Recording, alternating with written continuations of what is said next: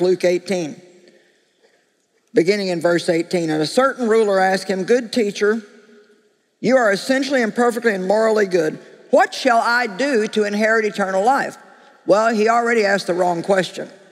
What can I do to inherit eternal life and to partake of salvation in the Messianic kingdom?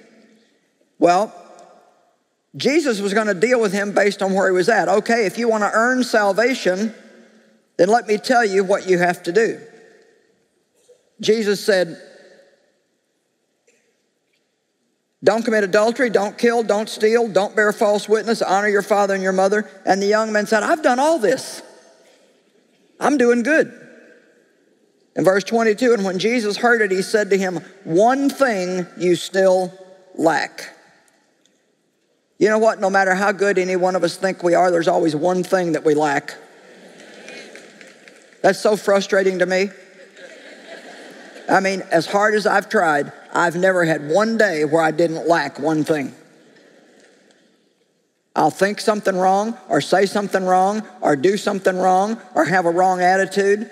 And so we all come back to the only way that we're going to get into heaven is by the grace and the mercy of God, not because of anything that we do.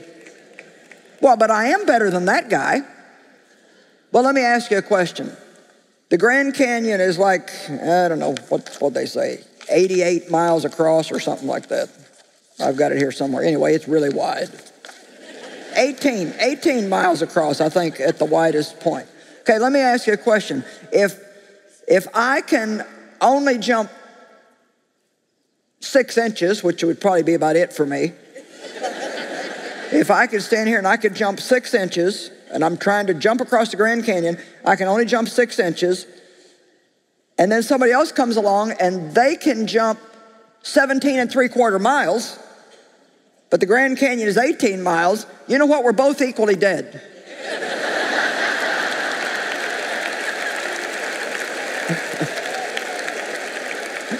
So it doesn't really matter if you're a little better than me or I'm a little better than you.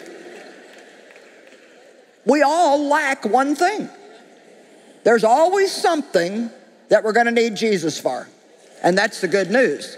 So let's just stop comparing ourselves with other people and trying to find ways to feel that we're better than them, because none of us are anything without Jesus Christ.